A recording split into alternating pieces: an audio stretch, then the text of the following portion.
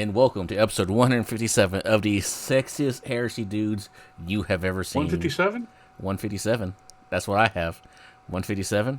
Because last year... 157. Unless what I'm looking at is a complete lie. You said 156 in your prep work, which is why it confused me. Oh, okay. It's 157. I was reading 156. Nothing but professionals on here. Because I looked at the last episode. It said episode 156. I'm like, we are 157 tonight, ladies and gentlemen. We're all sexy bodies, no brains. That's what we bring to the table. And not only do we bring to the table that, but we may know our names. I'm Jack, followed by... Brian. Duncan. Jamie. And John. And Dave. Nope, still no Dave. Still Dave. Sweet, simple Dave. We might have Frosty the Snowman, but there is no Dave. We definitely have frostbite. And I'm not nipping at nobody's toes before anybody gets that idea. So, tonight we have a recap of John events. We have a couple of legions we're going to review. Hopefully I can say something intelligent about one of them. Maybe both of them. Who knows? But before we get that far, we are going to do a quick station identification. And do you love resin bases? Then go to our sponsor, Elric Hobbies, for all of your basing and basing accessory needs. Use code HeresyABB at checkout for a discount. Legendary Monument Hobbies. Monument Hobbies is a one-stop shop for all of your painting needs. Use code HeresyABB at checkout for a 5% discount on your purchase. Pop Goes the Monkey. Find maker of third-party accessory bits of arms, legs, backpacks, and more, where you can get 10% off your first order over $125 with code HeresyABB at checkout. Station identification. And thank you to our patrons. Without you, Duncan would not be close to doing the Ultramarines Army because I have to shout it out every single day. It's in my contract. Wait, we have contracts now? Sure. Yeah. Yeah, some guy popped up in like a ring of smoke and said I had to sign this. So I did. Oh. This is also where we, varying boxes at Crossroads with Blue Chew. Raid Shadow Legends. SDI.eu. I am so happy right now. Yes, SDI. Yes, Lord. If you want to spend a shit ton of your GI bill and not get anything out of it, you can join SDI.edu. Raid Shadow Legends, yes.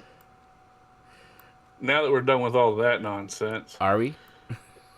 We're never done with nonsense, Jack. Never done with nonsense. Why don't we carry this nonsense over to hobby progress? John, you're going last, so let's go ahead and start with Jamie. I've been painting stuff for my Adepticon army, my as we call it, war crimes list that Duncan approved. So if there's people that have problems with it, talk to Duncan and not me. I finished my Siegebreaker command. I finished the quad mortars and the crews for them. They're all based, and so is the Siegebreaker. And then I started painting the Saturnines last night. And I have checkerboard shoulder pieces on them. So I currently am really hating life. Like it's a pain in the ass. I have like a big magnifying array that I have to wear when I'm painting them because of how small everything is on the details. I look like a bomb technician basically while I'm painting, and the kids make fun of me. So, that's where I'm at. I've got everything for the army's built. I'm just working through getting it painted. So. How about Duncan? Ooh, okay. So, since last we recorded, I have got these 10 tacticals fully painted. They're ready to go, other than the fact that their decals are currently drying. Once the decals are done, I'll put on the covering gloss seal. Then I'll weather them. then I'll put on their final seal and put them on their bases. My Seekers are in the exact same spot, other than the fact that I still need to put one decal on each of them. I have been working on that today. As you can see, if you see this decal sheet that is currently covering my face, sort of, kind of, maybe. But they're pretty much done. Yeah. Yeah, they're pretty much done. So I was planning on having them done today. Weather has made things cold, so I've had to do stuff to mitigate some of that. Luckily, it's nice and warm in my house, so I haven't had too much of a problem with the decals. But they are taking a while to dry, and I think that's probably because of everything. But I'm not really sure. Then I turned it over to Jack, who hasn't gone yet. Jack worked on some Solar Ox models in Buffalo, New York this week. And then he came home and the weather followed him, and then it's been too dang cold to do any hobby in his garage because that's where everything is set up. So I've sat there and I've stared at my models wishing that I could paint them and not freeze to death as doing it. And then after that, I kicked it over to Bri. It sounds like Jack needs to put his foot down and tell his wife that he's taking over the dining room table, because that's going to go over exceptionally well. I am going to tell her you said that. Wait, she has my address. Oh, man. Anyway. Brian worked on building some Blood Angels character models with the oldest boy, who is very excited about it and only dropped about 15 pieces on the floor as we were working. I also did some work on one of the wife's Alpha Legion squads, turning them into Ifrit, as well as taking some of those beautiful, awesome, sexy Jack manufactured Alpha Legion models he gifted her for Christmas, based them up, and they will be saboteurs. I also got a whole bunch of her Alpha Legion base textured. Looking at probably starting on doing the detail work, because probably 2/3 of her stuff is already base coated in that sexy Alpha Legion metallic blue and just needs to be finished out. Other than that, it's just been unpacking and reorganizing from moving and trying to find where all my stuff went. Still have not seen my airbrush compressor or my painting hood station for that, so I got to check the garage when we defrost from -17 out. It's amazing Other how than fast that- stuff like that goes missing. Oh, it's unbelievable. Other than that, I can kick it to John for, his normal run of the machine work. Yeah, I had taken a few days off leading up to TXO, so I got all the table stuff done. So the Rock Fortress got finished and washed and dry brushed a bunch of stuff. Ended up with nearly 20 tables finished by the end of everything, including the giveaway table for Adepticon. And then coming into this week, took it a little slower.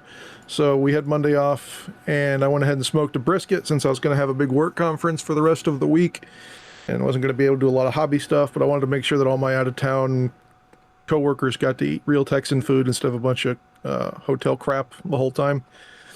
And so I smuggled a bit of the 23-pound brisket into the work conference, and everyone was very happy.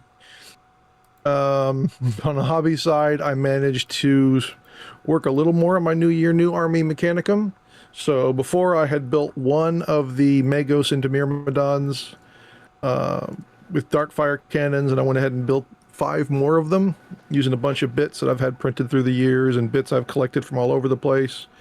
And then during our last 2 Snowpocalypse days, since I can't leave and can't go to storage to reorganize everything like I wanted to, I've just been still going through all that Mechanicum stuff and found a bunch of tech priests, and I've been building those. It's apparently you need a crap ton of them for Mechanicum, as they're basic troops and have to join basically every freaking squad to get shit done. So I've built a bunch of different 3D printed tech priests that I've had sitting in my stuff. and even an old model from Blight Wheel Miniatures, if anyone remembers who they are. They were one of those weird Eastern European companies that made like 7 really cool models, and then they just disappeared off the face of the planet. You can't even find them on Google anymore, because I forgot how the model went together, and it took me almost an hour to find a picture of a painted one. So that was fun. But yeah, that was all my hobby stuff. Okay. You want to do the news next and then my event? It sounds like a plan to me. Yeah. So in the news, you gentlemen were nice enough to cover while I was gone that the Kill Team stuff dropped. And we're just a week away from the official release of Angron and Skitarii Tactica book. And Lotara sold out. No one is surprised. Yeah, we said, I think we said that last week. It was already sold out when we did the show. Okay. Yeah. During the week, GW posted a couple good articles. So first were some questions and answers about the Custode models. They dropped another one of the old Black Books. So the Thramis Crusade part of the Black Book 9 with the Dark Angels and Night Lords. Warhammer Plus had their big Tale of Four Painters for Heresy a couple months ago that we went over. And they've decided to expand their armies a little more. So Alex added a whole bunch of really clean world eaters. I don't give a name for this guy. Did a nice Death Guard Fellblade. Josh did a Word Bearers Fellblade and some Terminators. And then Ed did a Cataphracti Command Squad and a Praetor. So it's nice to see them doing more hobby stuff outside of just the, we had to paint these models so they'd look cool on an article type of thing. Dropping next week, there's a bunch of battle forces for 40K. Some more old world stuff, and the important part is the separate release of the 2 Cataphracti Terminator boxes. So those with Volkites and Maces, and those with Combi Bolters and Fists are going to be coming out. And then the separate release of the Breacher Squad. And then online only is going to get the release of the Breacher Squad upgrade kit. If you've got a squad of Mark II you want to make fancy, you can just order the sprue itself. Black Library is going to be dropping a new Word Bearers book for 40K called The Apostle. And then they're resurrecting more of their old books and turning them into audio dramas called Death of Integrity by Guy Haley. This is one of the old Space Marine battle books.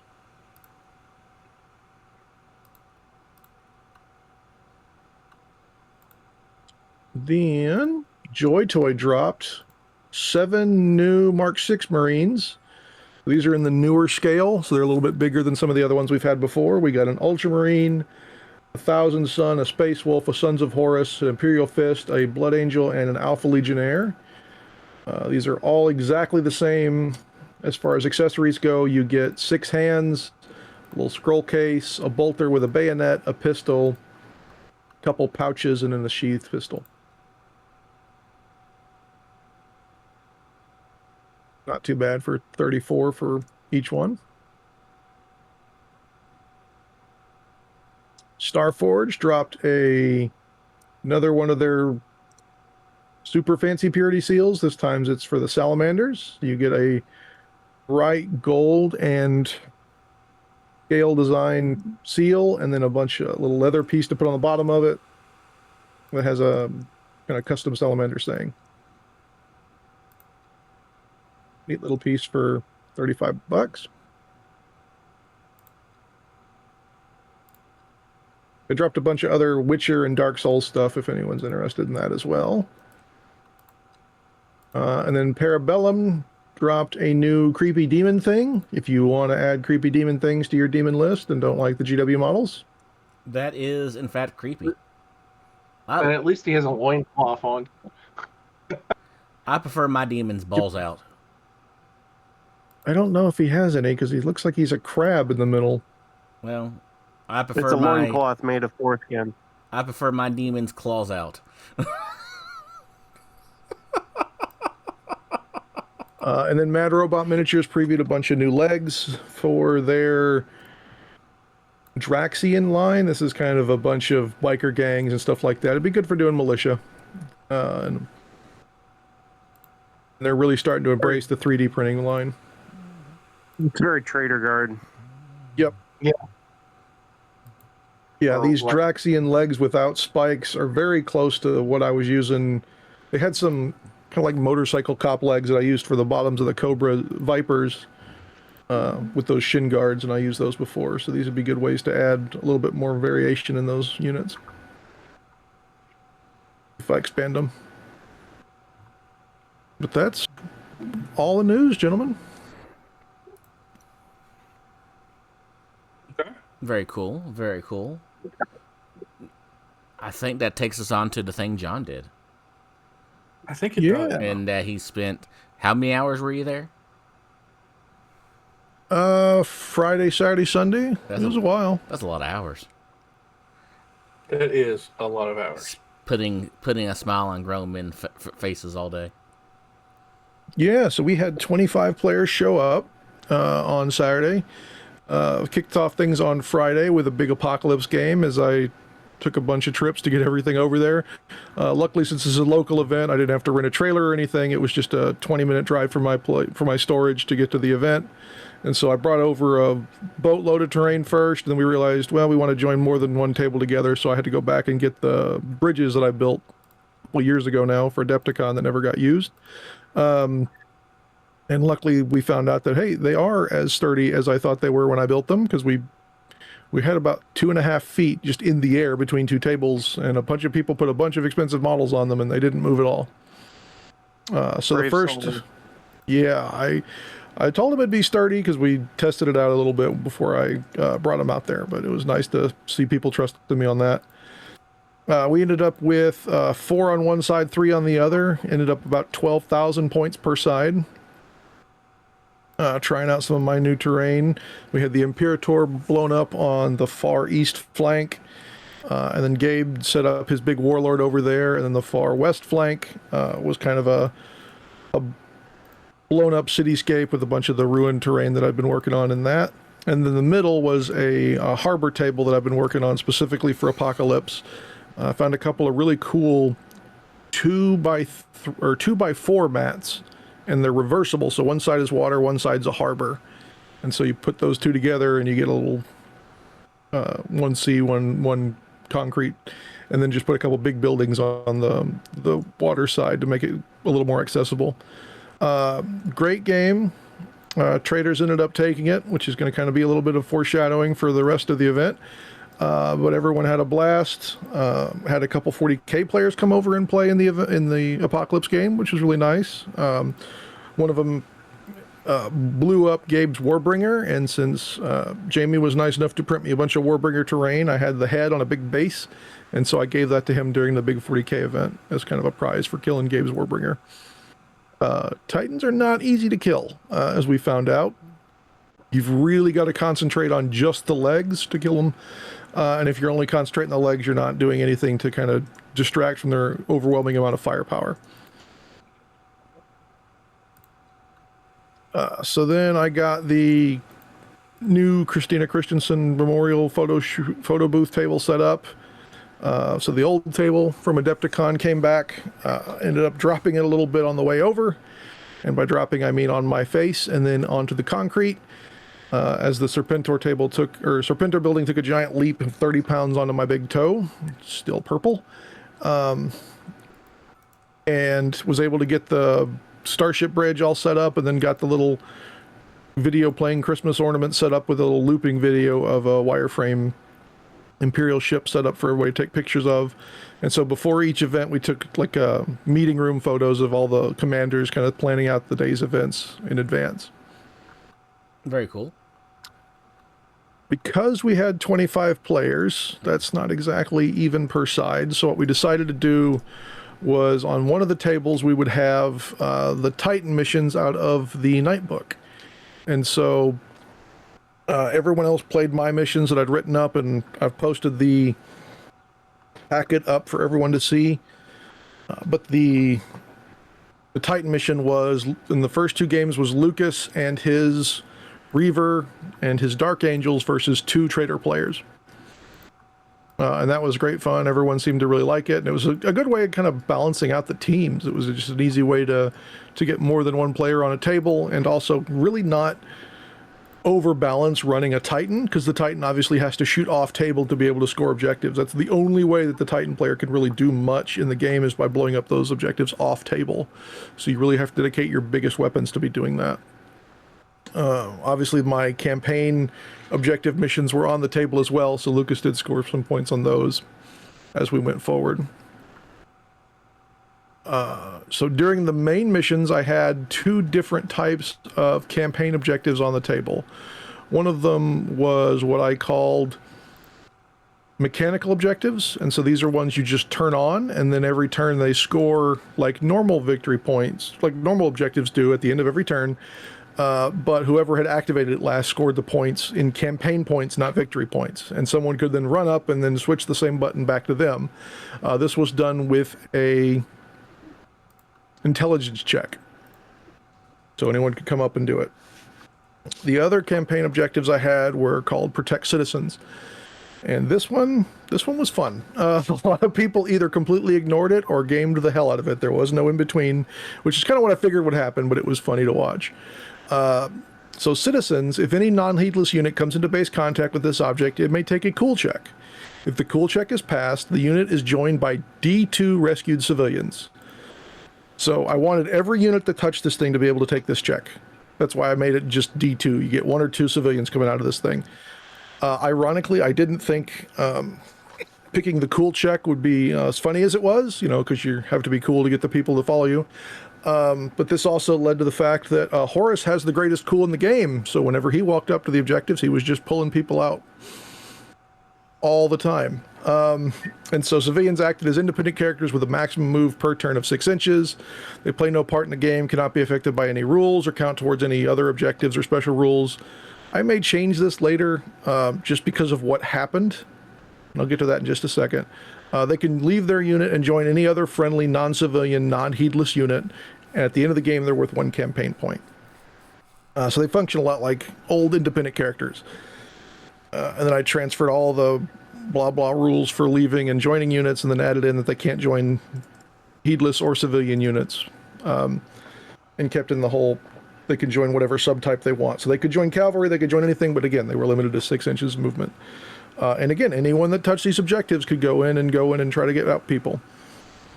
No one really tried to game it until the last big Titan fight. So on day 2, we had a couple people that didn't want to come back in because they either hadn't slept well or they had family issues, and so we had a couple people bow out. And then we had 3 traders show up late, and so we were really off balance the other way now. So I took Gabe and Lucas, wanted to play each other, and I said, well, would y'all rather team up and play against these 2 guys? So Gabe switched sides to the Loyalists, brought his, I think it was his Warlord out. Yeah, he brought his Warlord out for the big Titan fight. We pulled 2 tables together, and we had 3v2 of the same Titan mission. But now, because they had 2 tables, they had access to the same intel mission objective and the civilian mission objective.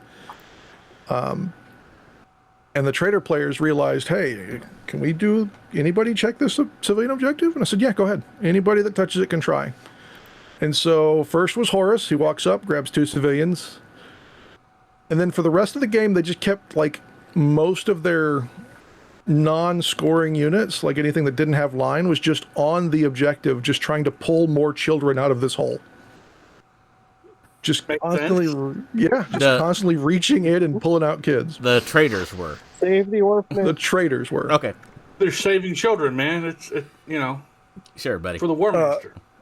So at the end of the game, Horus ended up with a Pied Piper of Hamelin giant conga line of children. He had 30 kids just clustered around him. They had to go get from other tables because I had enough civilian models that every table had their own little foam tray. They ran out of the guys in their tray, so I had to go steal them from another table. And so it was kind of funny just watching them just pull people out there and throw them onto Horus. which is why I'll probably make the one change that civilians will count towards models hit by a template weapon. So before, they weren't able to be hit, right? Yeah, they basically just didn't exist. If something interacted with them, they'd disappear. So Gabe could not pretend they were Eldar children, right?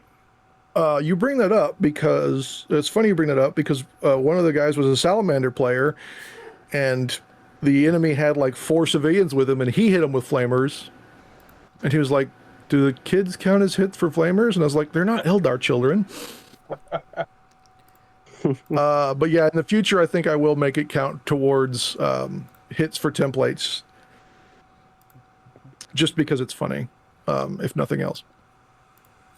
Just to kind of let you have some deterrent to gang mobbing certain characters. But if anyone needed to move through them, they didn't exist. To make charges easier and things like that. So, overall, how did it end up? Overall, traders ended up with 358 campaign points. Loyalists ended up with 152. Wow. Yeah. That's pretty hefty. Yeah. That sounds like the good guys won. Well, you say that, but the Loyalist Victor had the most campaign points by far. So he was playing the objectives. In fact, he played one of the Wordbearer players, and the Wordbearer player came up to me afterwards. He's like, I don't understand it. He just kept sacrificing units to keep saving these children. He just kept over and over. Like, it broke his trader brain. It just caused a malfunction. He just could not compute why he was like, he just kept sacrificing units to save the children. I was like, yes, they're children. It's the objective. I mean, that's very Wordbearers of him. Yeah, that really is very Wordbearer-y. So, and I'm glad that that Horus was used to save upwards of 30 plus children. That just proves how much of a kind and good-hearted person Horus is. Sweet baby Jesus. I'm ready to fucking die. I can't wait for Duncan to play a mission that uses this objective so that he can help the blinded children.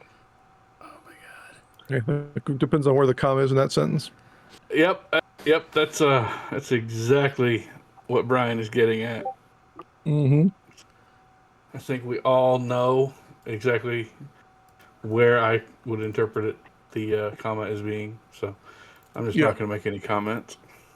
So prizes, everyone walked away with at least 2 or 3 prizes, depending on where they were in the drawing. And then everyone, so I'd been buying a bunch of different little pins and necklaces and things like that from AliExpress to kind of go towards this event. Whenever someone initiated a challenge, they called me over every round. If you won the challenge, you got a necklace that was either your Legion or a power sword or something else. And then if you lost the challenge, you got a pin. And so everyone walked away with a necklace and a pin. And then during the Apocalypse games, they got a different pin for killing super heavies or taking objectives and things like that. So everyone walked away with at least 4 or 5 medals and pins and things like that. Along with Best Trader and Best Loyalist got hoodies from GW. And then there was some modeling books, some weathering markers, a bunch of different decal sheets from GW. Obviously, some of our posters were there. No thanks to the United States Post. No. Has the other tube shown up yet? No. Still? A week after? Yeah, I just looked it up, and it's at least in Texas. Okay, so for everyone who attended the event, I'm sorry that other posters didn't make it down there. I mailed and paid extra for the mail to be there the Thursday before the event. And what day was the event, John? Friday, Saturday, and Sunday. So that would be the 16th, 17th, and 18th. 16th, 17th. Yeah, and I paid for the tube to show up by the 15th. And here it is, the 25th, and it's still not there. Thank you, U.S. Postal Service. I so appreciate your timely concern on this matter. Yeah, and Should've gone with brown. if you look at the tracking, it just stayed in your post office for 3 days for some freaking reason. Yeah. But whatever. The Texas Open guys also printed off a giant power axe, and that went to V, who was the White Scars player, because he had the most campaign points by far out of anybody. Cool. But yeah, great fun. I really appreciate everybody coming. I met a few listeners from the 40K side as well that came over and said hi and got posters and stuff. And handed out a bunch of stickers. Neat. So all in all, it was a blast. And like I said, I've got the links in our Discord for the campaign or for the mission packet, and I'll add the link to the campaign objectives onto the bottom of that onto the bottom of that mission packet, so that way everyone can see those as well. Just to make it easier, all in one doc. Neat. I'd planned on making some like kill objectives. I just couldn't figure out a way to make it balance as nice because the way the rules are all super wordy and everything. I just didn't want to try to overdo it, and so I thought these two were kind of a nice balance.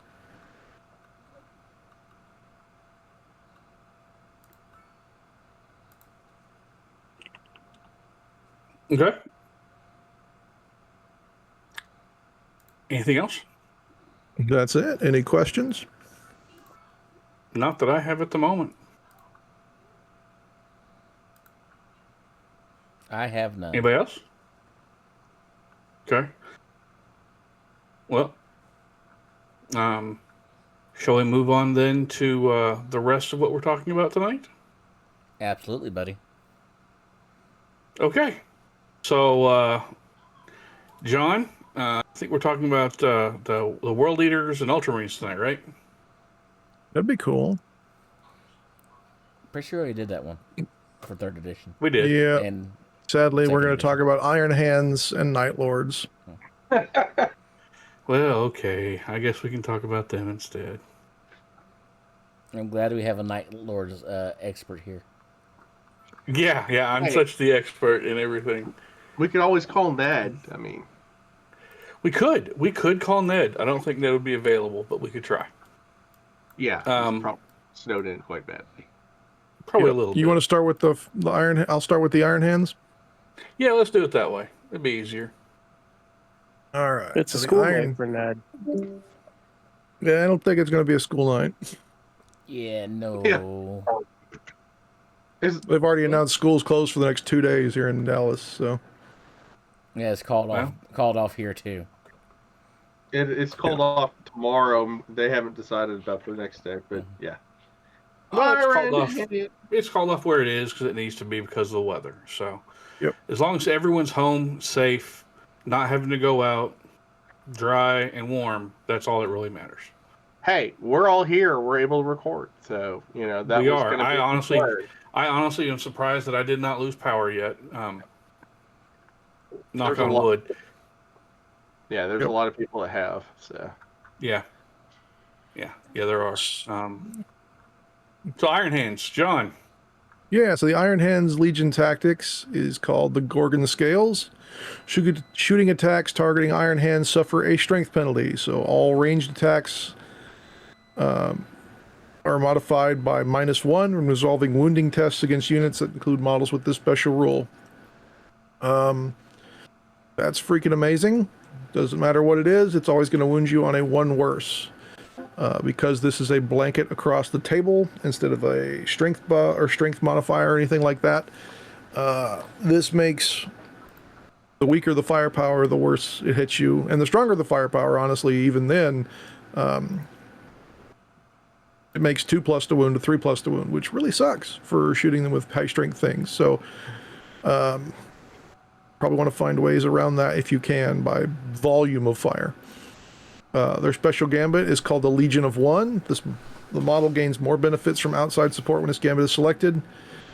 They gain double the normal bonus to their focus roll that they would normally gain from outside support. In addition, when this gambit is selected, the opponent can only ever gain a maximum of +2 for outside support. So really handy for making sure that you're the one hitting first. They've got access to the Spearhead Phalanx Auxiliary Detachment. You get a heavy support, an armor, and a Terminator. The heavy transport slot can only be used to select Land Raider carriers or Spartans. And then the Medusan Vanguard Apex detachment. You get a Prime Command, 2 Terminators, a support, and a Dreadnought. The command slot in this detachment may only be used to select a Praevian. This detachment may only be selected if your army also includes an Iron Father or Ferrus Manus. So another good way to get supports and Terminators and Dreadnoughts, which those are, trying to build army lists, those are the ones that I seem to run out of the most. Their advanced reaction is called Spite of the Gorgon.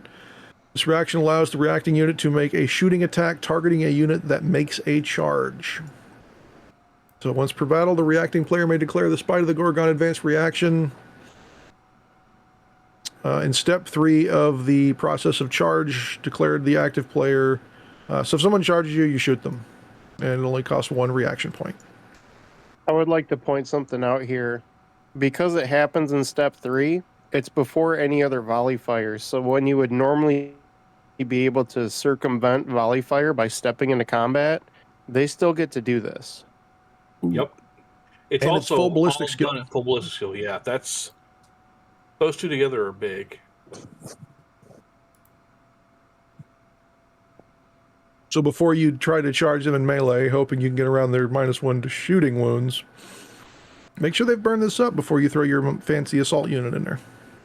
Yeah, it also gets +1 for each gun you're firing gets +1 shot, and gets Overload 1. Yeah. If they already have overload, it's modified by +1. Yeah, so it's good for you because if you're charging them because they're going to overload possibly, but it's also bad because you're getting shot a lot more and a lot more effectively. So. And it also happens before Biomancy Psychic Power would trigger, so you don't get your plus to your toughness. Yep, it's definitely a thing. And overloads, remember that if they are normally hits, they're counted as misses if it's an overload roll. So this could take disintegrators and things like that into actually missing and shooting yourself. So watch out for that.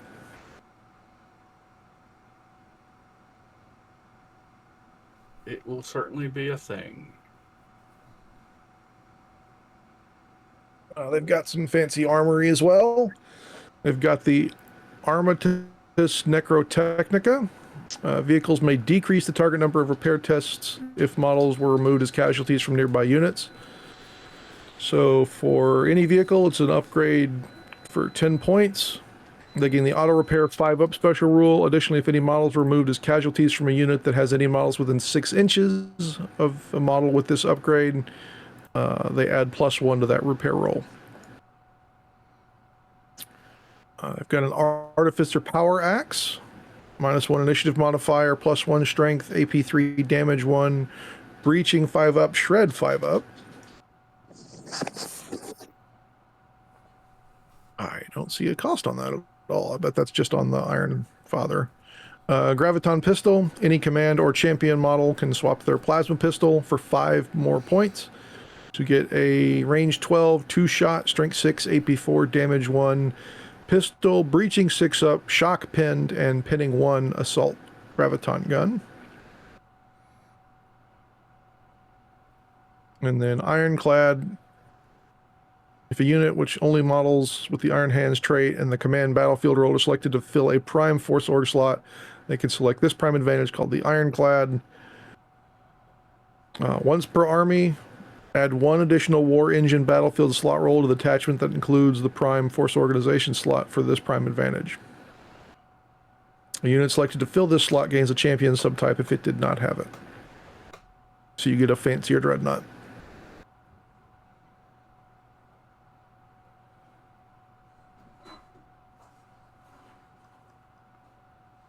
There are special high command units called the Iron Father for 175 points. Movement 6, weapon skill 6, ballistic skill 5, strength 4, toughness, wounds, and initiative and attacks are all 5s.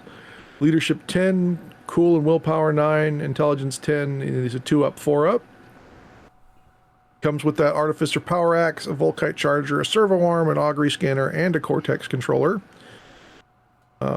Bulky 2, Battlesmith 2, Feel No Pain 5-up, Implacable, Slow and Purposeful, and Lord of the Automata. He can swap his Volkite Charger for any combi weapon. And he can swap his Axe for a Thunderhammer for 10 or Paragon Blade for 15. And can get a Cyber Familiar for 10. This special rule allows you to take, Lord of Automata allows you to take a unit of Battle Automata to join him. Which you can select Castellax from Liber Mechanicum.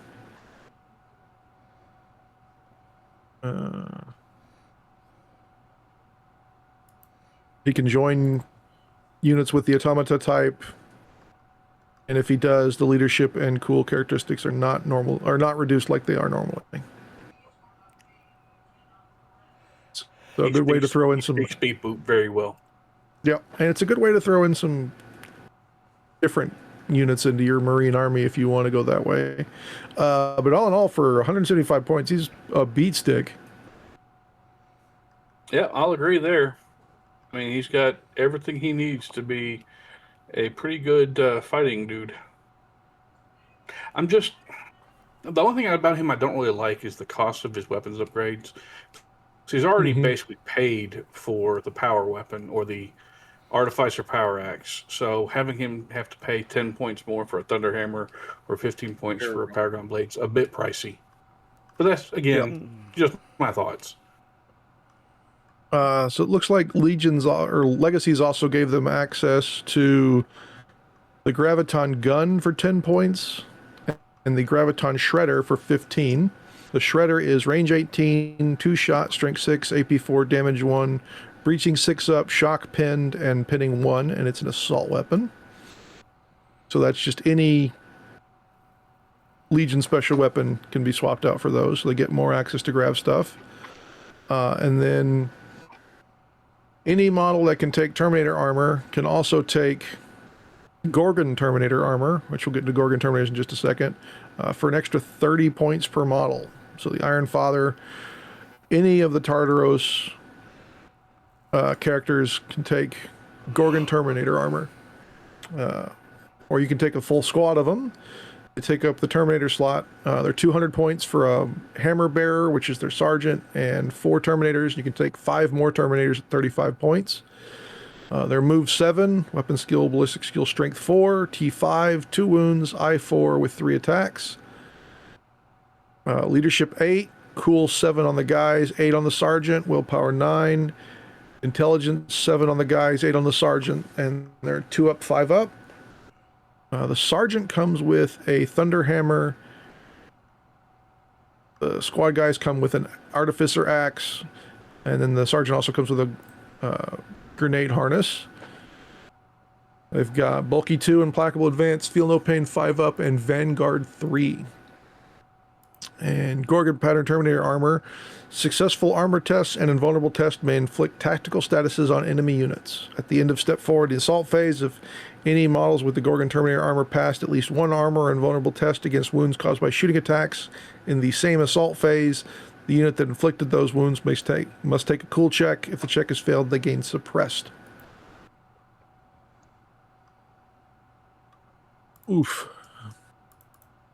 So if you're charging these guys, you might not want to shoot them on the way in.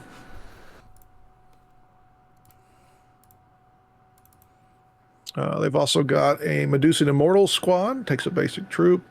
1 Immortal Sergeant and 4 Immortals is 95 points. You can have up to 15 additional Immortals for 15 apiece.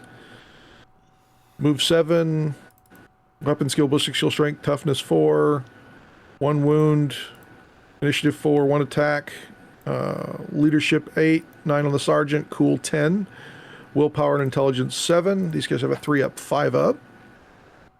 And Feel No Pain 5-up and Implacable Advance. And they're expendable 2. The Sergeant in this unit can swap his Bolter for any Sergeant melee weapon or any Legion combi weapon. And then the Sergeant can take any Legion pistols. And the sergeant can have melta bombs for 10 points. And for every 5 models in the unit, 1 immortal can swap to a graviton gun or last cutter for 10 points. These are the bolter and boarding shield super guys.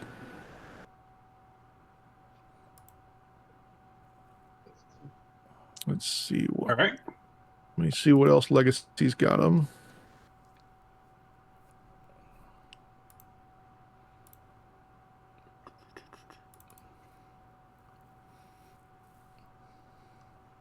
Anything else cool and/or awesome for them? Yep, I'm just looking it up in Legacies. You can also take that Iron Father in Artificer armor for 150 points.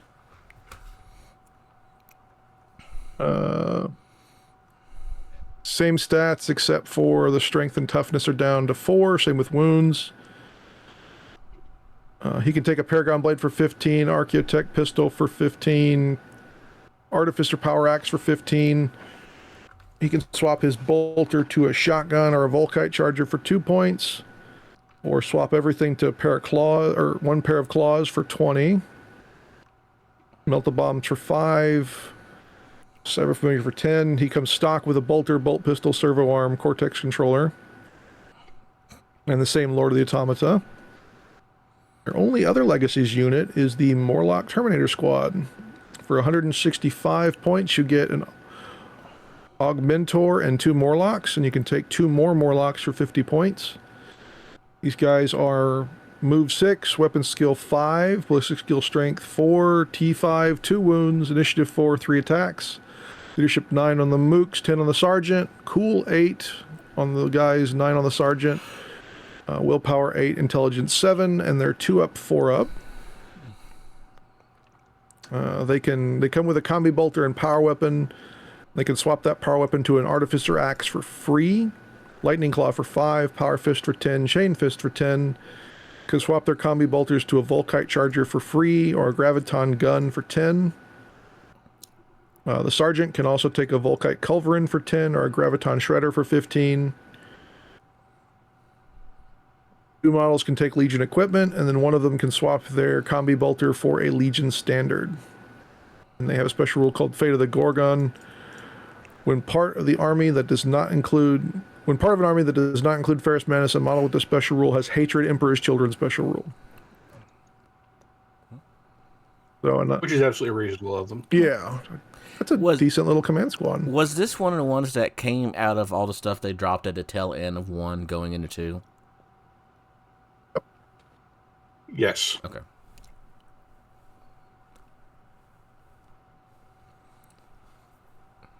And then there's special characters. So you can't have Iron Hands without Shadrach Medusan for 175 points. You get a Move 7, Weapon Skill, Ballistic Skill 5, Strength, Toughness, and Wounds of 4, I5, 4 attacks. Leadership 10, Cool 9, Willpower 9, Intelligence 9, 2 up, 4 up. He's got Storm's Wrath, which is a range 24, 3-shot, Strength 5, AP 4, Damage 1, Breaching 6 up, Assault Bolter. And the Albion Power Gladius. Basic initiative and attacks, +1 strength, putting him up to 5. AP 3, damage 1, breaching 6 up, power weapon. He's also got a servo arm. And he's Battlesmith 1. And he's not bad overall. Yeah, and he's got Master of the Legion. He's a bit pricey compared to some, but his weapon skill is kind of low compared to others. But he's not bad. Yep. And then the only other thing they get access to is Ferrous Manus for 465. Movement 8, Weapon Skill 7, BS 6, Strength and Toughness 7, Wounds, Initiative, and Attacks at 6. Leadership 12, Cool 10, Willpower 10, Intelligence 10, 2 up, 4 up. He's got the Forge Breaker, -1 initiative, keeping those 6 attacks, but swinging at Strength 10, AP 2, Damage 3, Critical Hit 5 up.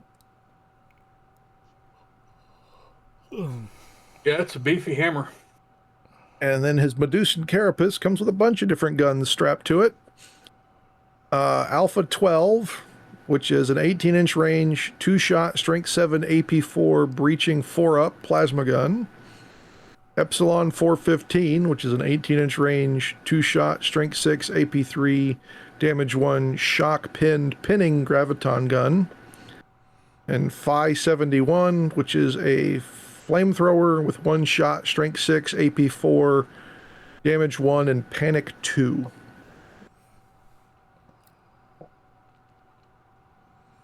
Yeah, he's not quite the beat stick that some are, but he's absolutely worthy of a Primarch level point cost. Yeah, and you add into that Battlesmith 4. So whatever he wants to fix isn't going to die if he's standing next to it. The only thing I have against him is that as the model itself, and this is no jokes about the lore of it, but I feel like the model itself is getting a little left behind in scale creep because it was one of the earlier models that came out in the range. I feel him and the original Angron, I think, are both in that same boat. Yeah.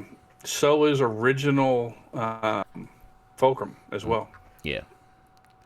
Outside of that, I think the model itself is fantastic.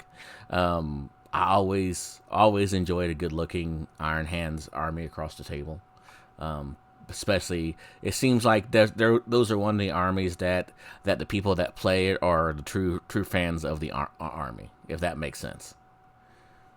They put every single Iron Hands player who I know or I've played against, you're right, they put so much effort and passion into their army, and each of them has their own little unique tricks that they do to make their stuff look unique and stand out. It's just cool. Yeah. He's got a special gambit. Nope, sorry. Called Tempered by War.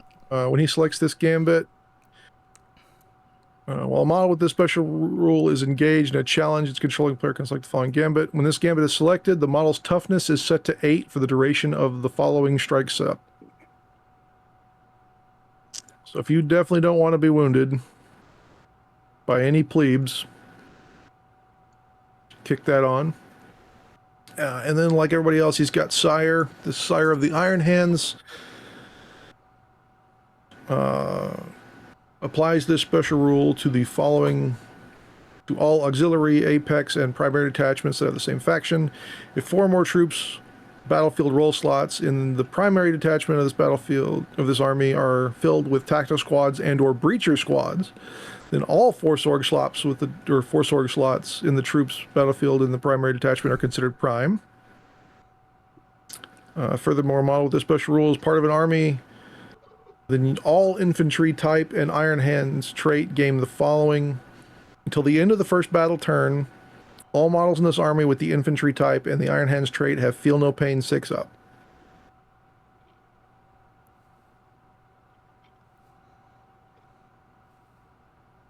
So it's a shame you don't see him very often, because obviously most people are playing after Istvan, but he's a bit of a beat stick and brings survivability to the table. That is one of the bad things about where most people play post-Istvan.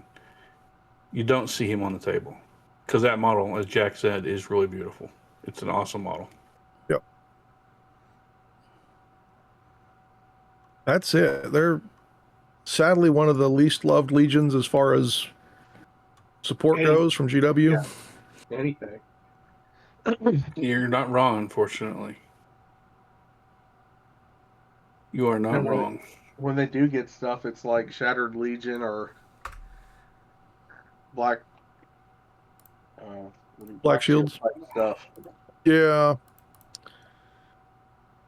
And I love that paint scheme. I'm probably going to end up doing it on my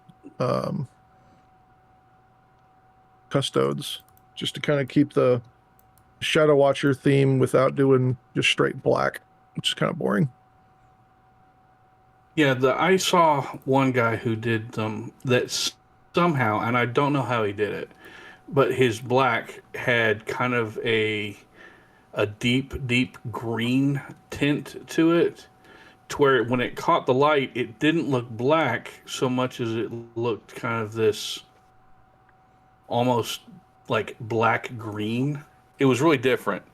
I saw that and I was like, man, that's a really unique way to do that. I wonder how he did it. And I never thought after looking at the armory to ask the guy how he did it. And I really am kind of kicking myself. Tamiya House of Smoke. Paint has done one. Yeah. Yep, Or Tamiya. they layer up metals and then blend in a bunch of different washes and stuff, and then go over it with the smoke or some type of transparent black. Mm-hmm. That way you get some of the bleed through of the undercolors of the different metal types, and as well as the different colors you might put under it. It's kind of, I think most people call it like an oil slick. Yeah, that's black. what Yeah, it kind of looked like that. Yeah. There's also that metallic medium you can use, which I've done like for like Titan stuff. Like I've mixed coal black in with the metallic medium, and then you basically spray that over like your base layer or whatever, and it'll show through because it's essentially clear, but it's got a lot of metal flake to it. So, All right. You want to take the Night Lords?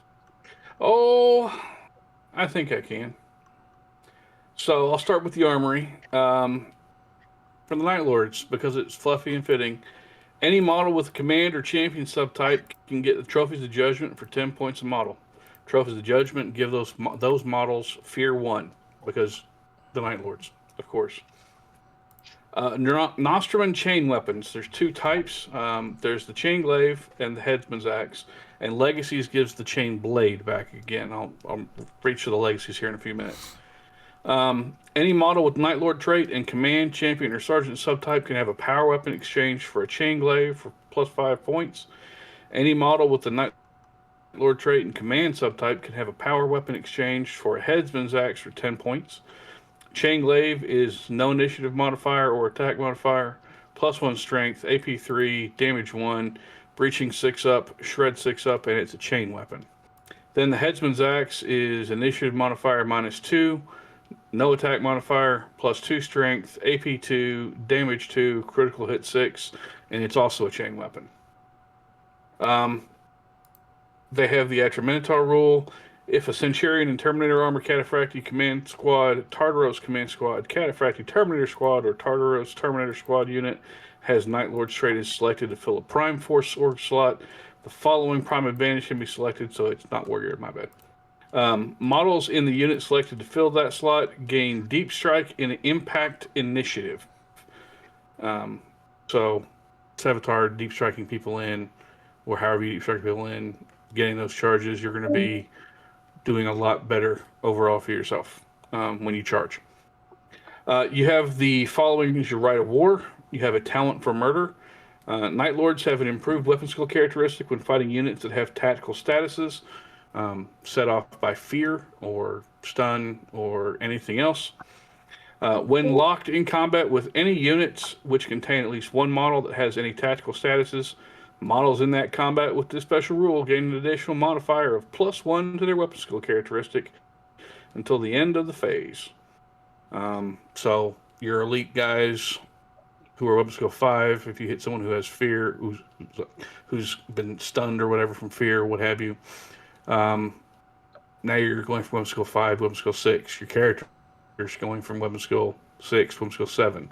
Or your champion going from weapon skill 7 to weapon skill 8, and therefore hitting Ferrus Manus on 3s.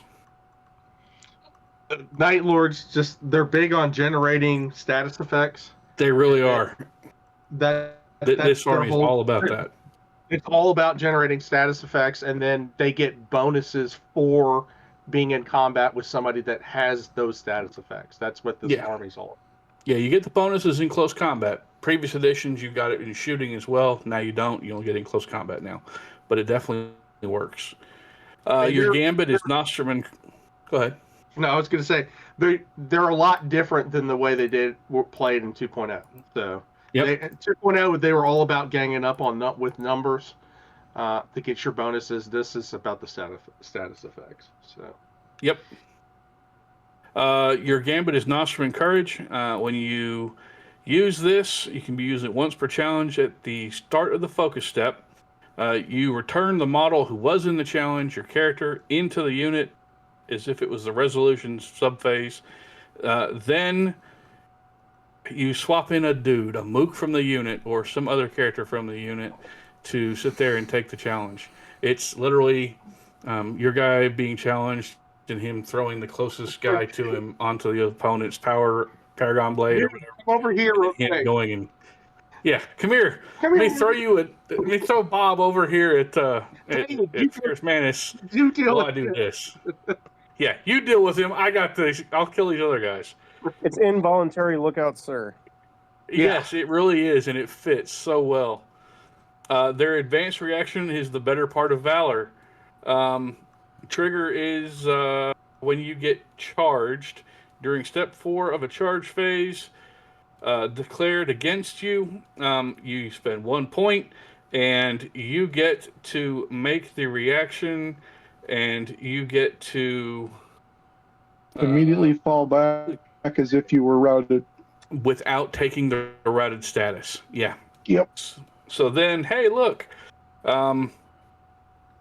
it's great. You've fallen back. Their charge fails. Now you're in the position to charge them.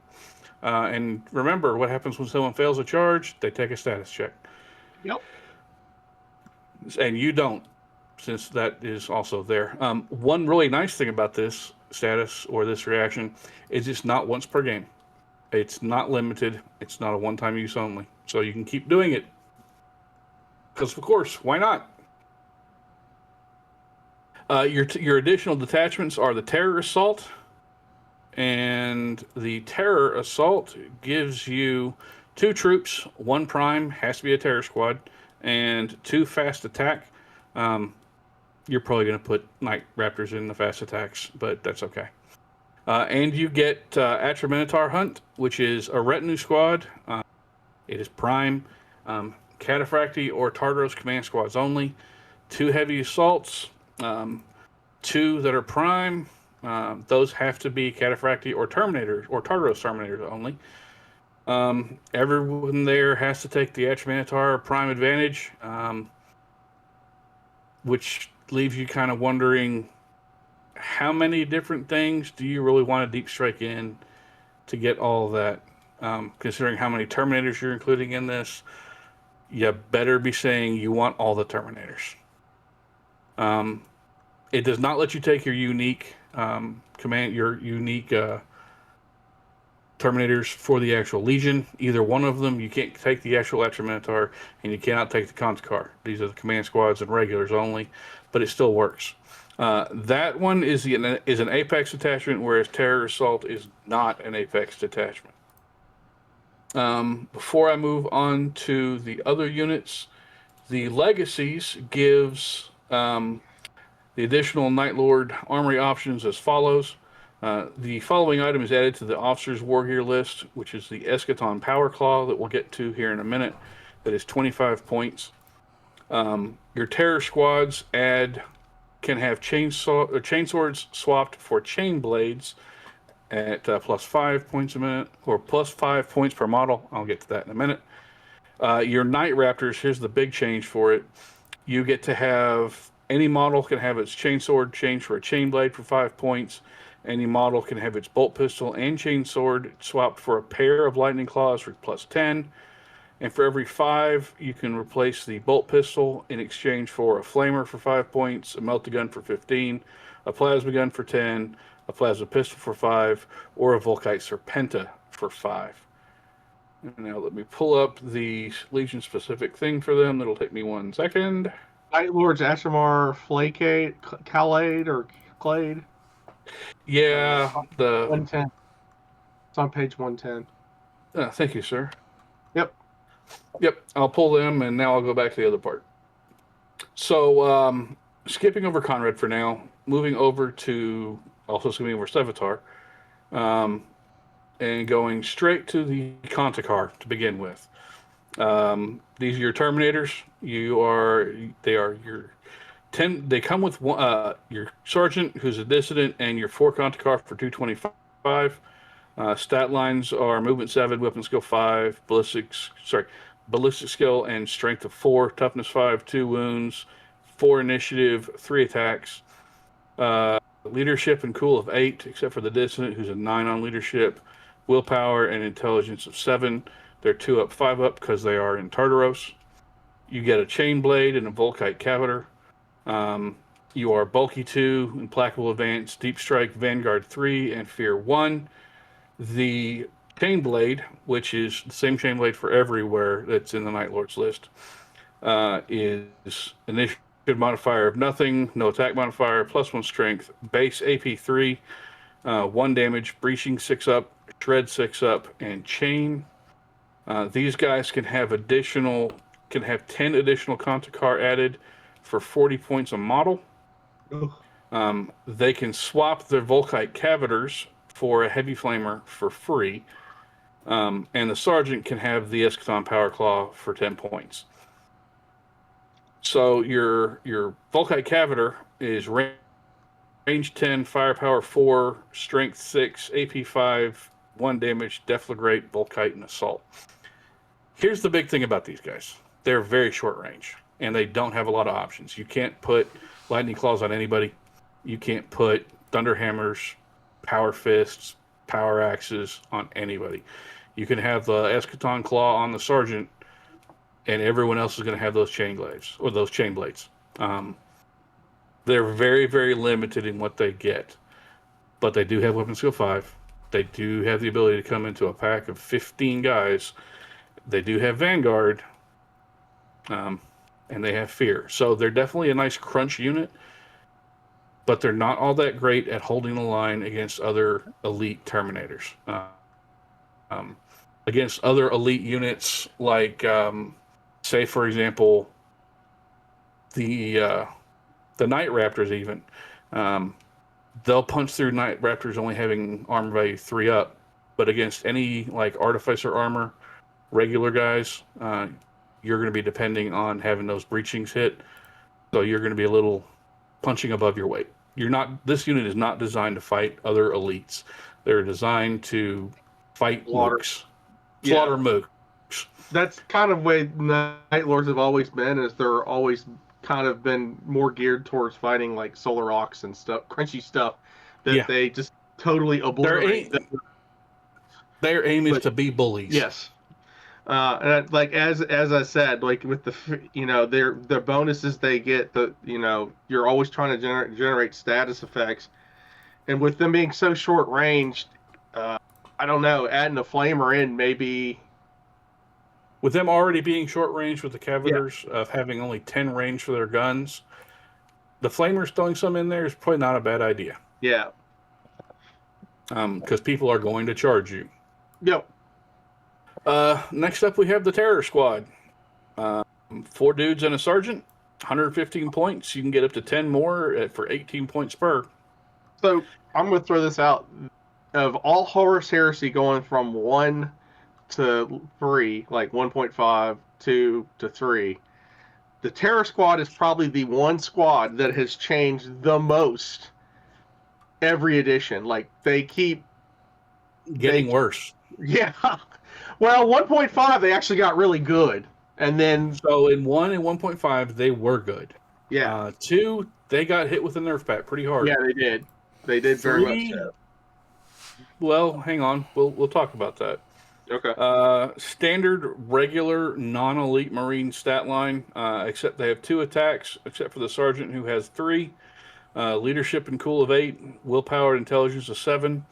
Your Sergeant's leadership is a 9. Save of 3 up. You come with a bolt pistol, a chain sword, standard grenades. You get Vanguard 2. You get Hatred Infantry, and you get Fear 1.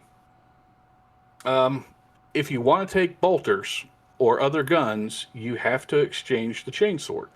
So you can swap your bolter for a chainsword for free, a Volkite charger for 2 points, a rotor cannon for 5 points, flamers for 5 points, chain axes are free, and chain glaives are 5 points. For people who have Hatred Infantry, and when you have the statuses already applied, so you get the weapon skill bonus there, yes, they can be effective. But you got to apply those statuses somehow. So you're putting other stuff on them. And, your headsman can swap his chainsword for something something from the Legion Sergeant melee weapons list. He can swap his bolt pistol for a disintegrator pistol for 10 points, or something from the Legion's pistol list. One guy can have a Vexilla. You cannot get an Nuncio box. One guy, any model who has a bolter can have a bayonet for 1 point, or chain bayonets for 2. So it used to be in 1st and 1.5, these guys were the killers of almost everything they touched. Yeah. They could bully almost Terminators. And in a pinch, when you had enough of them, you could bully Terminators. Now, probably throw a bunch of, if you're going to take these guys as a fairly standard unit, I would not take a lot of them, and I would take rotor cannons just for statuses. Rotor cannons. I would try to keep them out of combat because they're fragile. They don't really have anything that makes them stand out. And if you're giving them the rotor cannons, you're swapping out their chain swords, so they're not going to be quite as effective in close combat. So basically, wouldn't you use these guys to kind of set up like maybe the Conquistars or whatever? Realistically, I think that if I was going to do them, I would run them in squads of between 5 and 10. And maybe if I'm running 5, everyone's going to get a rotor cannon. If I'm running 10, 5 guys are going to get rotor cannons, and 5 guys are just going to stay basically vanilla. Yeah. And I would use them to apply statuses for whatever I have out there that's going to be putting down some hurt on people.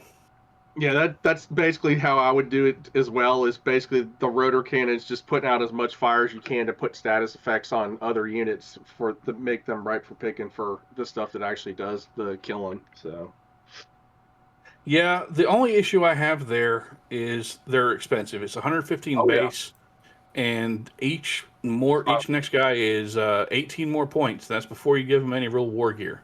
Yep. So they're expensive. If you're planning on using a lot of them, be prepared to make sacrifices elsewhere. They're not a terrible unit. They're not anywhere near as what they used to be, but they're not terrible. Night Raptors, however, these guys are probably in the top 3 single close assault jump units in the game. Yeah, they used to be really good. Now they're still really good as well. And I'll get to that here now. Movement 12, because, I'll skip the move part and go back. 150 points base for 5 Raptors with a Sergeant.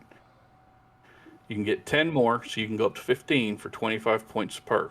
Movement 12, weapon skill 5, ballistic skill, strength, toughness of 4, 2 wounds, initiative 4, 3 attacks, leadership and cool of 8, willpower and intelligence of 7, and a 3-up save. Their sergeant does not give them a better leadership. Here's your weapons. Chain swords, bolt pistols, frag grenades, and crack grenades. Any model can have its chain sword equipped exchanged for a chain glaive for 5 points, or 1 item from the Legion Sergeant's melee weapons list, including, as mentioned before in the Legacies, you can swap people for dual lightning claws.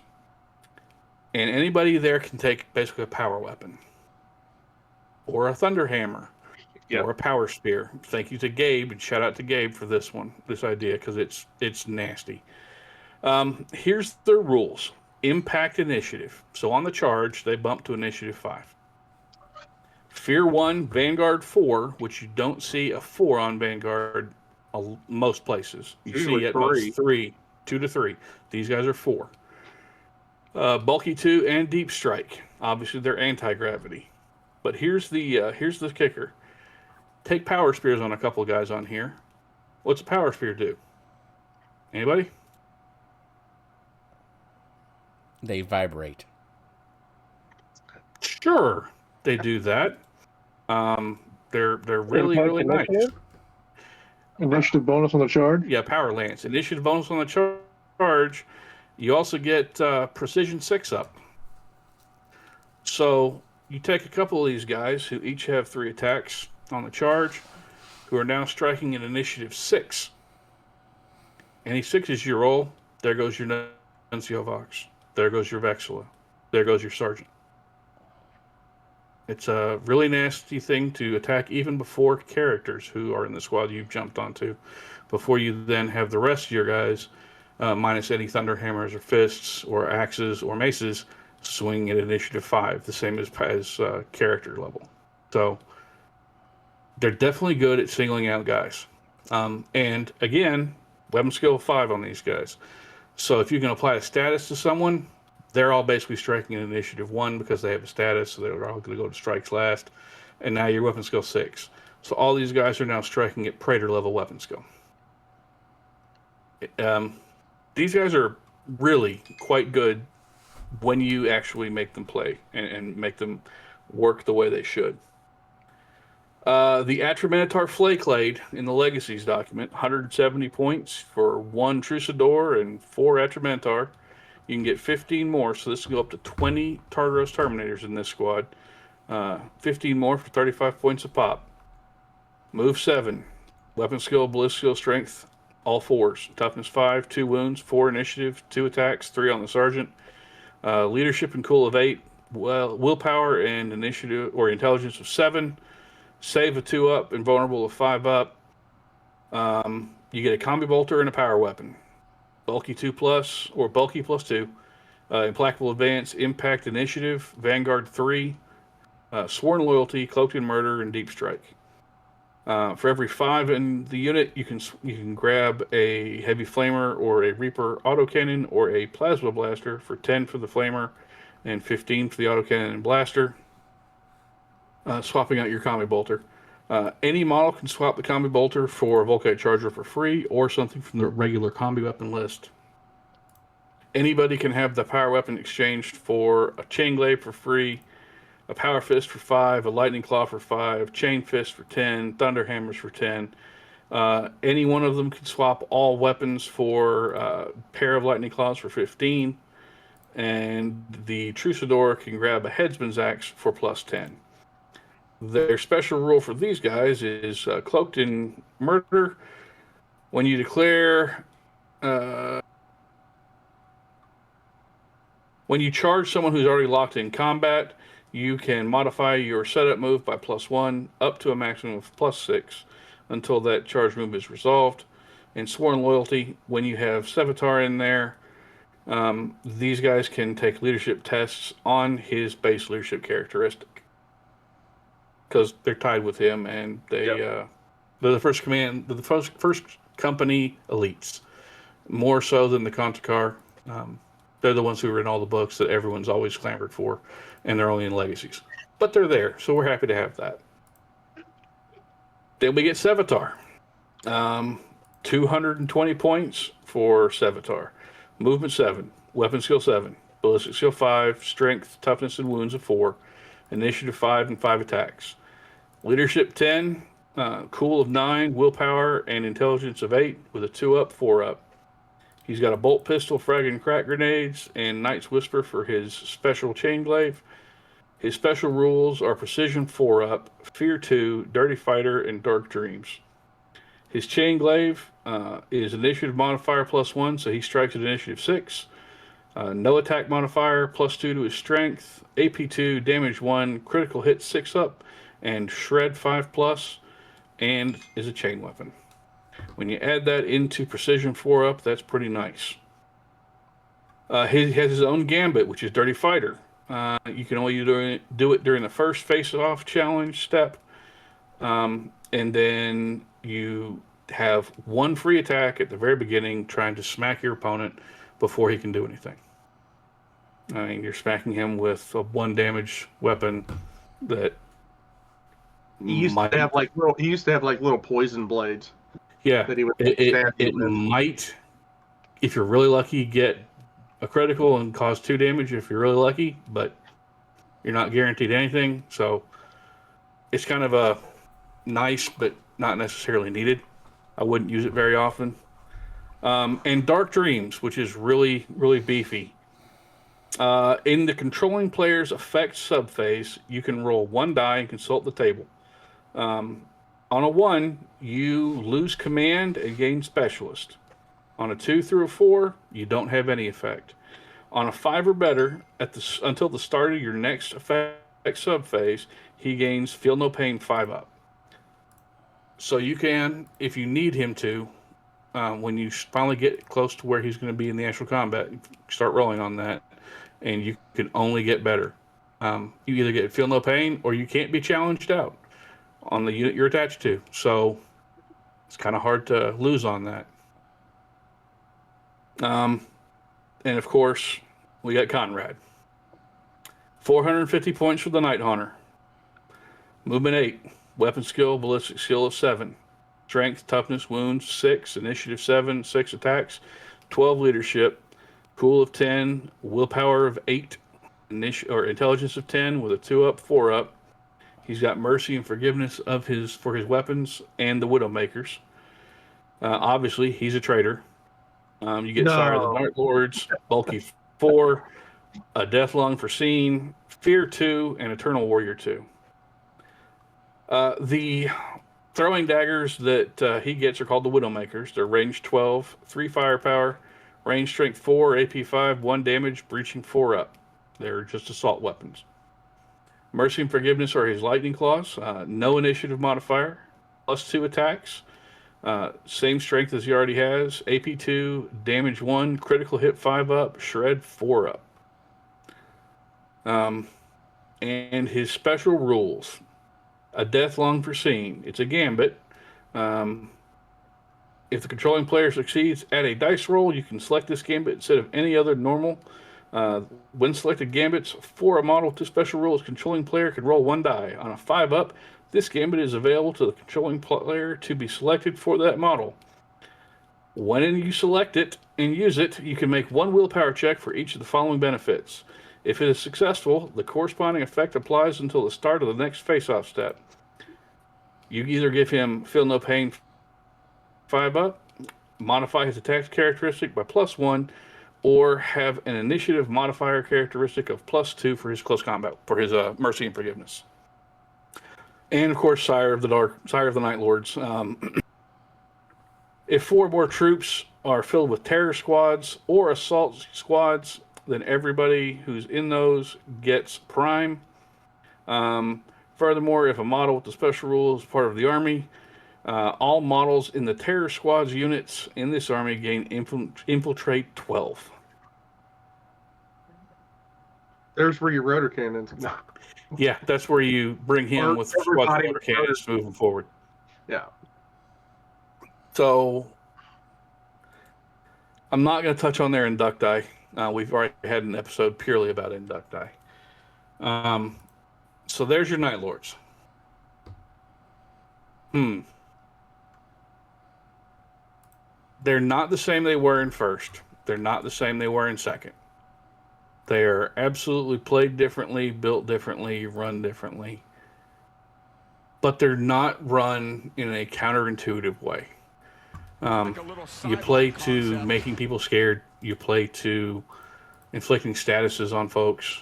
And it works. They do the job. They mess with people. And then they kill them. And then they take their skin.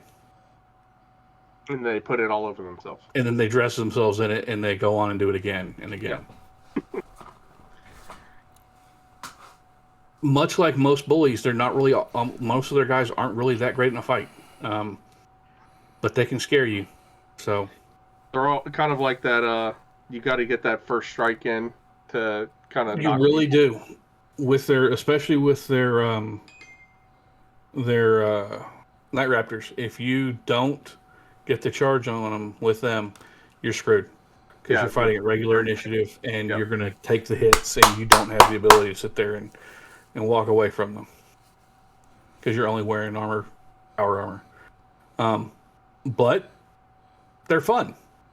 They're fluffy. They are an expensive army to play, points-wise. Which is why it's only now taken to where I'm actually getting around to painting them and playing them. So, other Night Lord players out there, or possible people looking at playing Night Lords, they're a fun list. They're a fun army. I hope you have fun with them. And if you don't, well, terror runs both ways. They're very thematic, especially like the paint job for them. So Evil Batman, absolutely. Their paint scheme definitely does not look like Ultramarines for anyone who has pestered me about why I'm painting Blue Marines. Jack, Jamie, What? John. Brian, I Advanced. have a Night Lord's army, man. Avast, everyone else. Yeah, everybody else. Your paint scheme is a bit different. Mine is very dark, and it has a lot of lightning effects on it.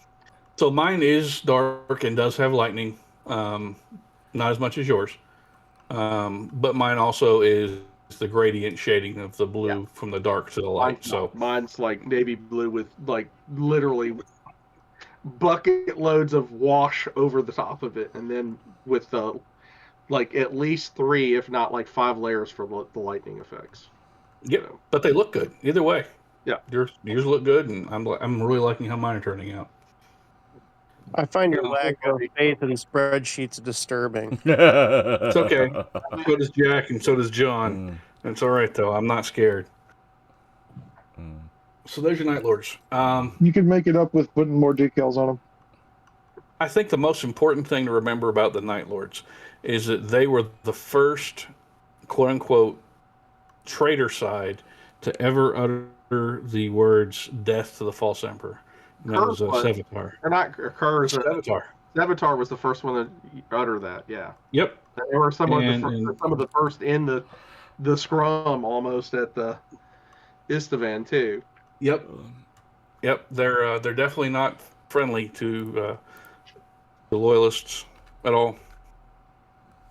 They were not friendly to anybody. No, not really. I mean, like, if the heresy hadn't happened, they probably were going to get hunted down as it was anyways.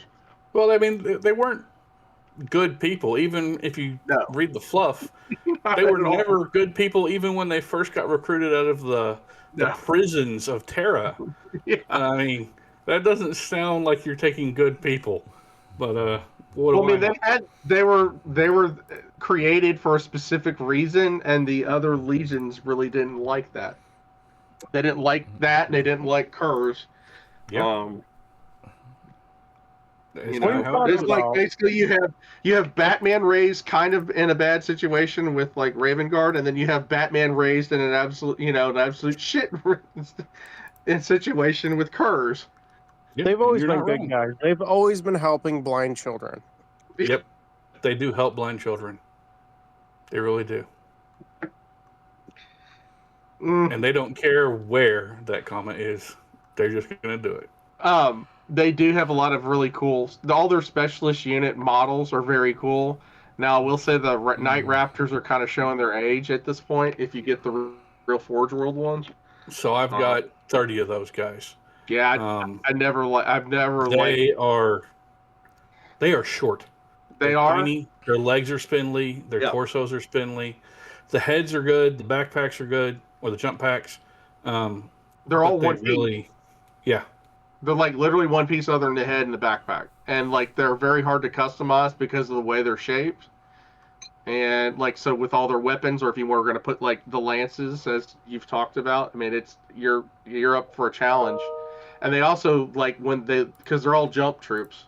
They look like they're landing, and like a lot of them, as our friend of the show Kyle used to say, they look like they don't have any ACL or MCL because their knees are all blown out trying to land. Yeah. They really do show their age. And honestly, Sevatar shows his age as well for the special model. He's very small. It's a cool model. It's a very cool model, but he's small in stature compared to like modern. And Conrad's the same way. Both of them do have the one bonus of their specialty bases. They're nice. They are tall. They do make them taller. But the model itself on top of that base is still kind of small compared to other more modern stuff. I may be mistaken, but I thought Kurz was kind of small in stature to start with. Like not Lorgar small or the twin small, but he was smaller compared to say like the Lion and he's gaunt. So yeah, that does fit.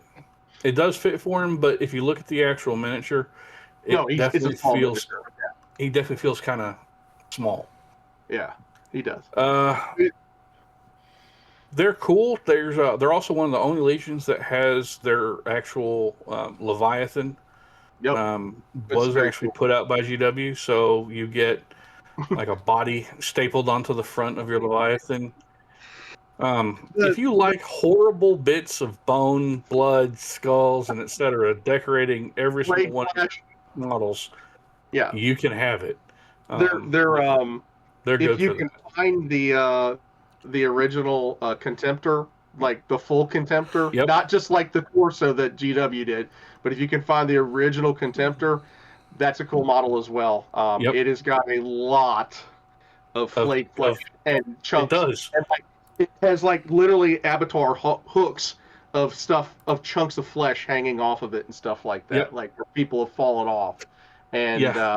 so if you're into ichor painting and like that kind of macrame type stuff, probably a good legion to look into. Yeah. If you like the macabre, Blood for the blood god. if you like the macabre and you can find the original models or something close to, they're really cool to hang all the nasty bits on. They kind of like were one of the first legions that got their own.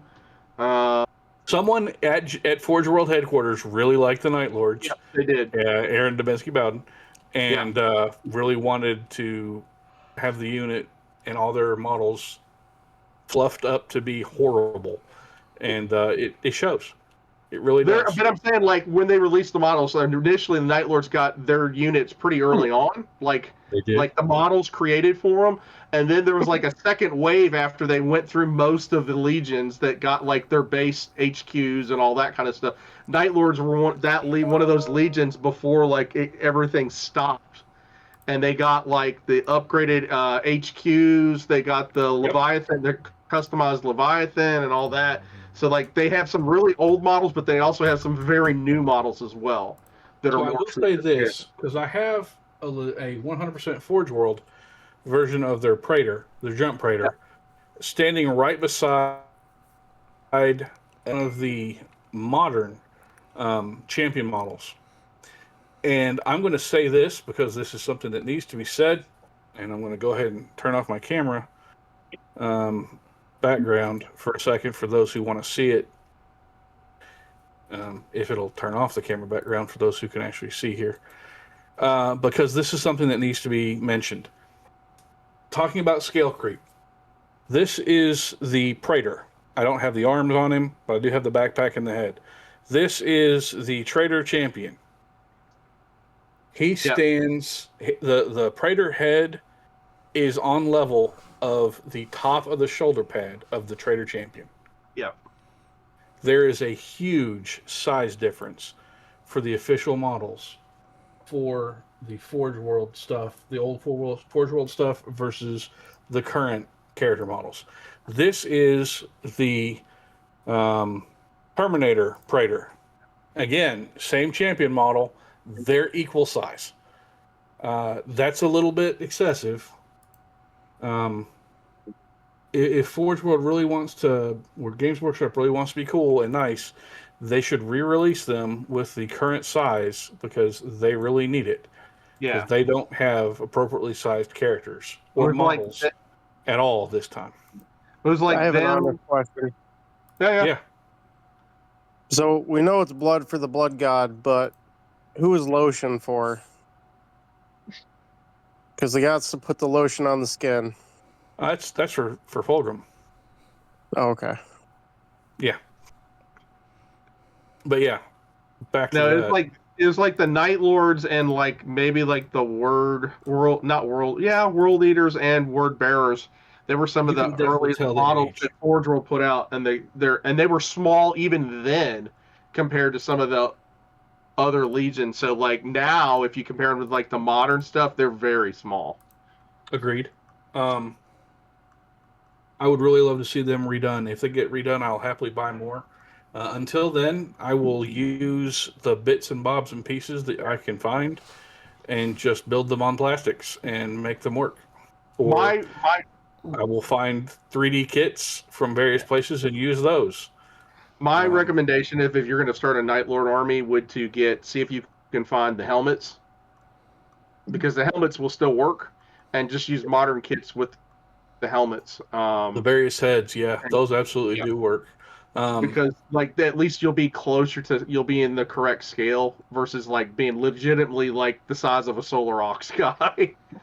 But Tortuga makes good helmets and all the different weird melee weapons they've got. Yep. Yeah, they do. the melee weapons they have may not be like super great, but they're if you look at them, they're just like it's a chainsaw on the end of a freaking spear with a like why really would you is. not like that? It really is. But there you go. That's all I got for you, folks. Models are cool. Rules are cool. Fluff, if you're into that, is neat. Yep. Other than that, Night Lord's done. It's unfortunate we don't have anyone here who can sit here and do the exact same after report for the Iron Hands. Like I only know one person The Iron that's Hands ever really played are Iron cool too. I only know one person that's ever played Iron Hands. I know about 4. Oh, okay. Lemmy up in Indiana. Joe. Okay. Joe. Oh yeah. Down in Okay, Tennessee. I know 2 then. And Ned had an Iron Ned. Hands army. Lister Andrew. Jordan Scott. Ooh, Patron Andrew. Andrew. 5. Patron Jordan up in Canada. He's one. He got that. Yeah. He got the Iron Hands army that we actually gave away. Yeah, and he's expanded upon it. Nice. Also, I believe Pennsylvania Mike has them. I've got 4 guys that play Iron Hands within an hour of me. Yeah, they're a popular legion. You just don't see them very often. I going just to big events never for see them some reason. at events and stuff. I mean, I see plenty of Blue Marines, but I'd We didn't have say. any Ultramarines at our event at TXO. How many Alpha Legion players did you have down there? Because that's something I would like to discuss sometime. Is the 25. prevalence of legions. every person playing was an Alpha Legion. What are you talking It about? fits. I mean, I did write a mission for an event that is Sounds like you have specifically. 25. Hey. Yeah, technically 1, but yes, all 25 were Alpha Legion probably. I wrote a mission for 2nd edition that starts off for both player Loyalist and Trader as Greetings Alfarius. So it turned everyone who played that mission into Alpha Legion as well. So it was what it was. Now I know, like 2nd edition, I saw a ton of Night Lords armies. They were very powerful in 2nd edition because of the night fight rolls they had. They were. They were also very potent in 1st edition. 1st edition, I did not like tangling with Night Lords because of how they could play. Yeah, the gang up. Unless you were Nick and you constantly played against like Death Guard that ignored pinning and were immune to some of the other shenanigans. Good old Nick. Nick, if you're listening, we love you, brother. But, gentlemen, we've been rolling for a while. Shall we call it here after we do our event shout-outs? Yeah, we've got one coming up in Dallas on official post isn't up yet, but it looks like it's going to be on February 22nd.